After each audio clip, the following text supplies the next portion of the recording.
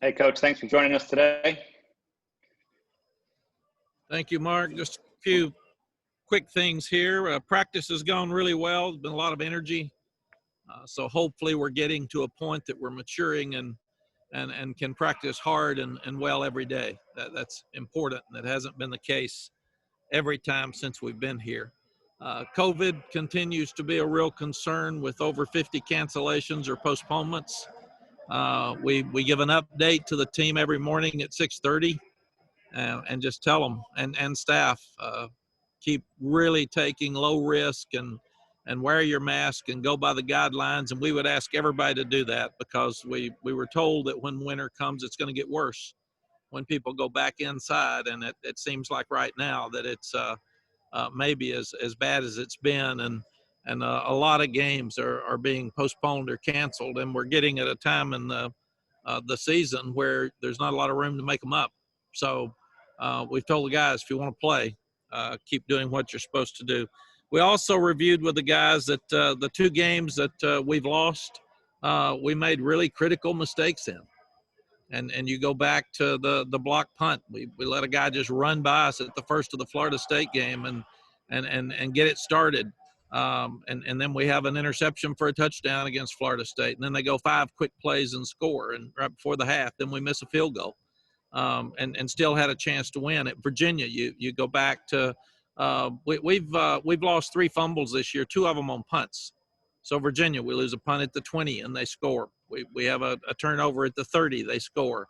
And then we have a flare pass that goes 75 yards. So in both of those games, we have made 21 points or 17 points of critical errors and lost both games by 3 points. So we've got to play well. It's about us, and it's not about our opponent. And Wake Forest has done really well. Their offense is scoring 37 points a game. Our offense is scoring 40.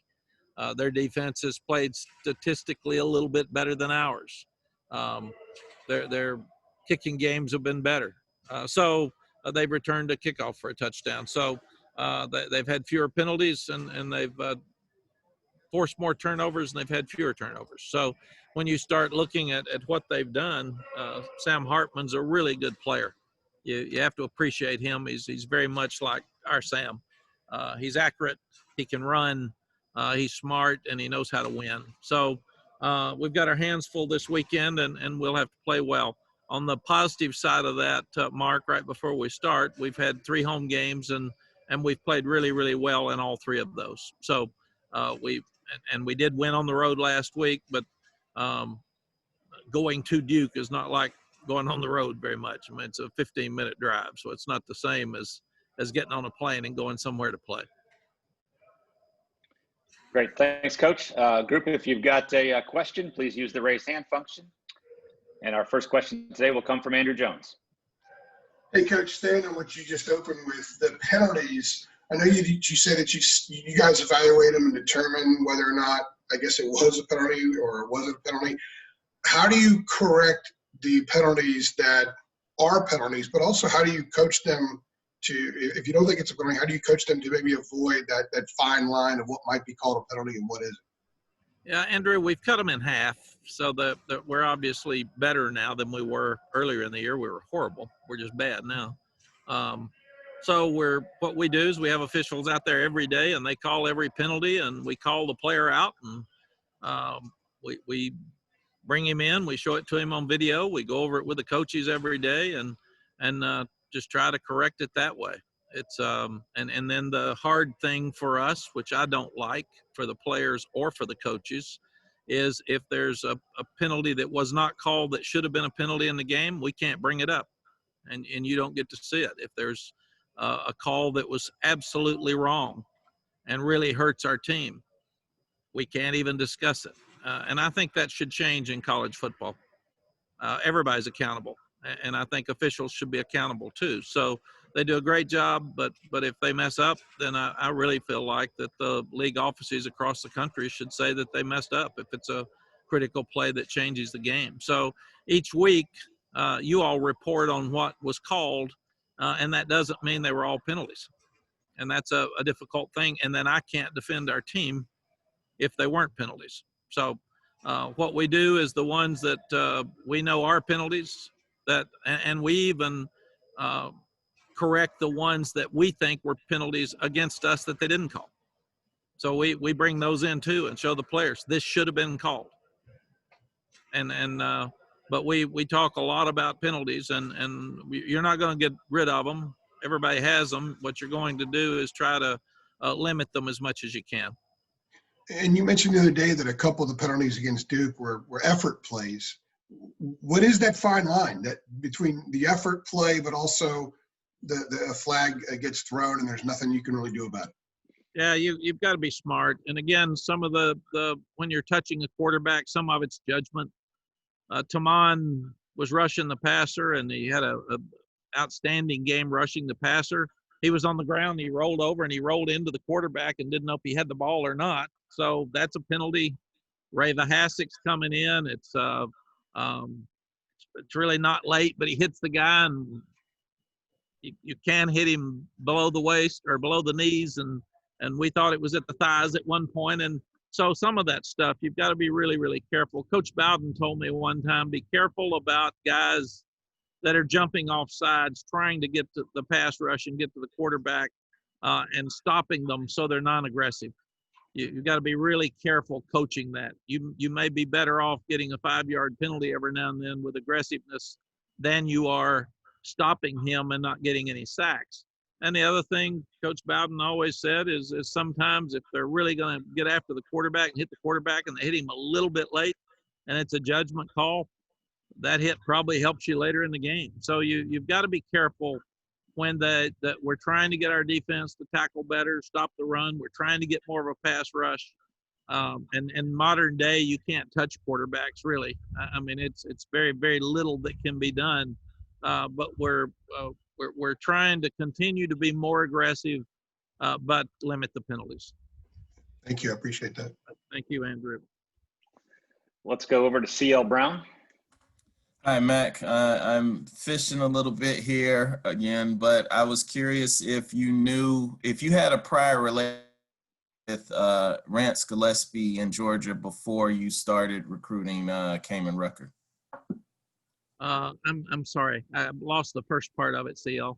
I was wondering if you had a prior relationship with Rance Gillespie, Coach Gillespie in Georgia before you recruited Kamen Rucker. You know, our staff did. I think Coach worked as a graduate assistant at Army with Jay and with Javon, and maybe even with Coach Hess.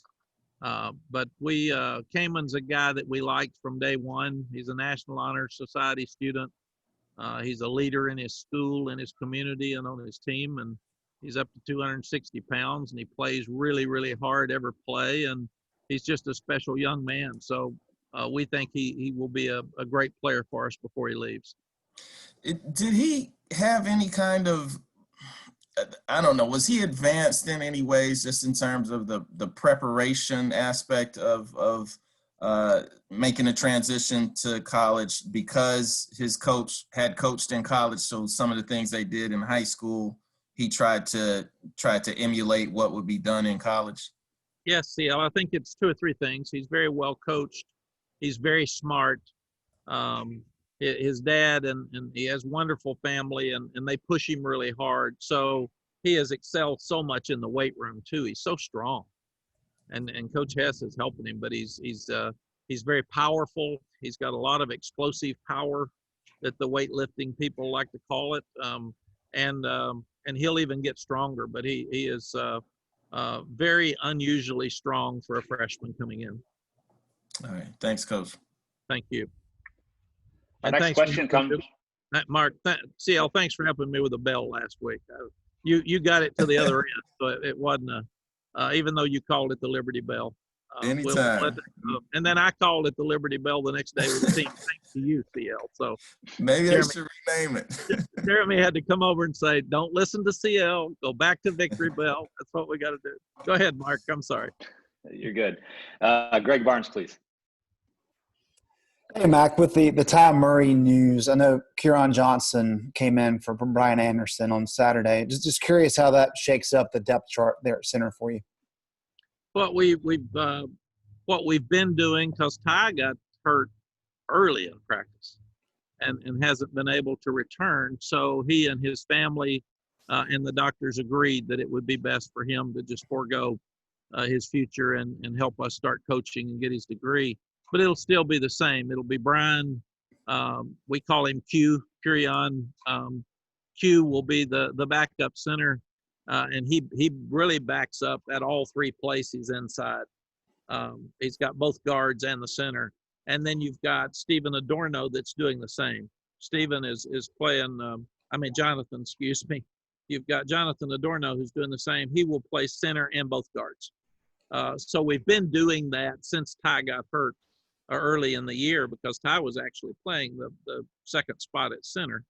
And I'm just, again, I said it on Monday, but I'm so impressed with our coaches that at a year with COVID and some kids getting sick and guys getting hurt, that Stacy Searles has been able to play Josh Azudu at guard, all four spots other than center.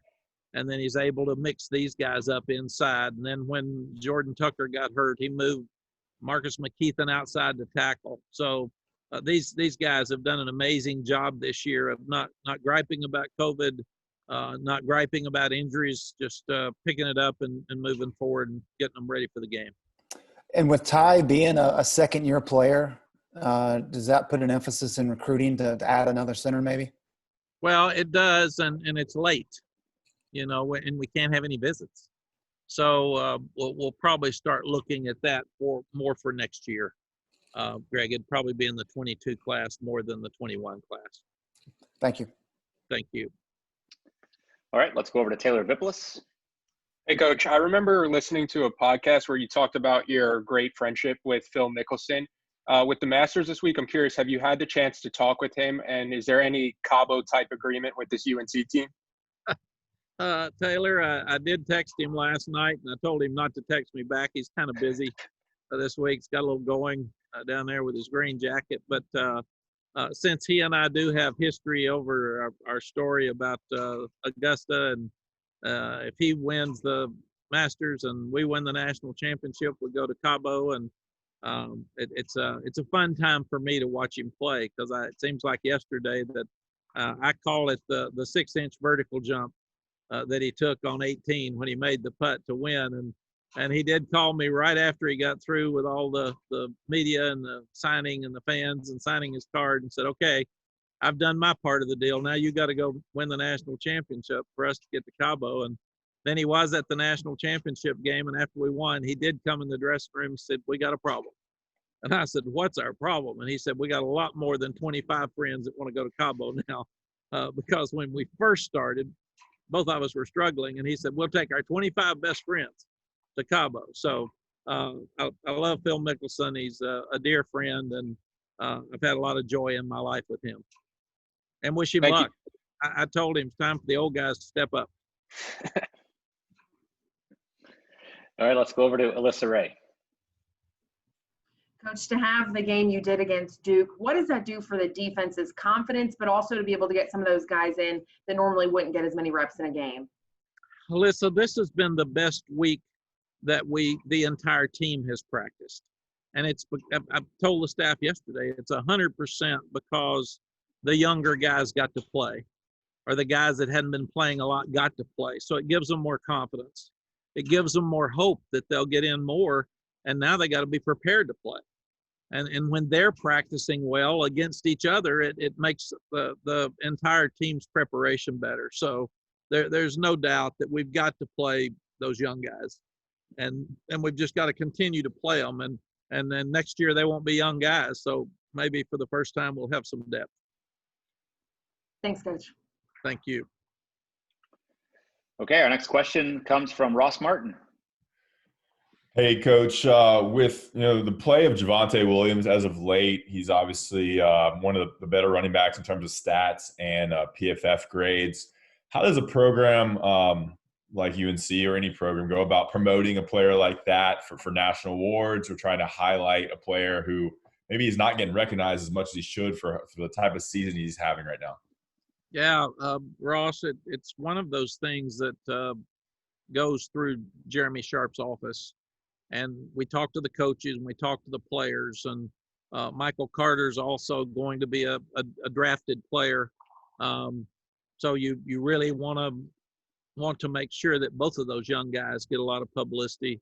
But I think if Javonte comes back next year, and he could obviously leave for the NFL because he's had such a good season, but if he comes back next year, you would have to look at guys like Sam and Javonte for all the national awards, and you would start pushing them from the beginning.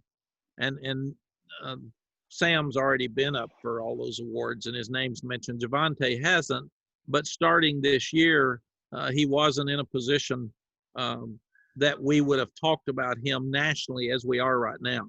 So I do think that he's getting a lot of publicity now. People are recognizing how good he is.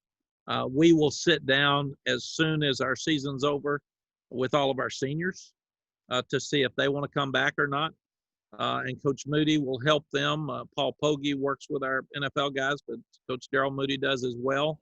They will talk to them about, after sending out video and talking to a lot of the pro scouts and general managers, exactly where they think they would be drafted. And obviously, if they want to go to the NFL, we're all for it. If they can make a lot of money and they want to go, we would be for it. If they're not going to make a lot of money and they want to come back, then we're in a position right now this year with this unique rule that we would bring any of those guys back that want to come back. So, but we will not have that discussion with them until the season's over. And you touched on another kind of question. I don't know if Javonte is getting the national recognition he deserves with what he's putting up. You're a big ESPN guy. I mean, why do you think that is maybe happening where some of maybe the bigger names entering this season are getting more pub, whereas his stats rank up just as good as them? Well, I think it's your responsibility, Ross, to get him pub. Hey, we're doing our best. We're doing our best. You haven't done it. You're falling behind here. You and your guys. No, I really believe that since it wasn't something that everybody saw coming, and we've got two guys, and they have exactly the same number of touches nearly every game. I don't know how Robert does it, but after every game I look at it, and this one had 18 carries, this one had 17. So I think because of that, he hasn't been just the guy. And a game like Saturday throws the name out there even more.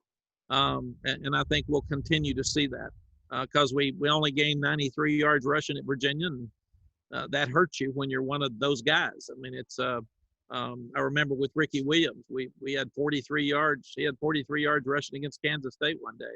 Everybody threw him out of the Heisman, and he still won. But you've got to be really consistently doing well to get that national attention each week. Great. Thank you. Thank you. Coach Brown, that's all we have for you today. We appreciate your time. Thank you, Mark. Everybody stay safe, and I will see you on Saturday.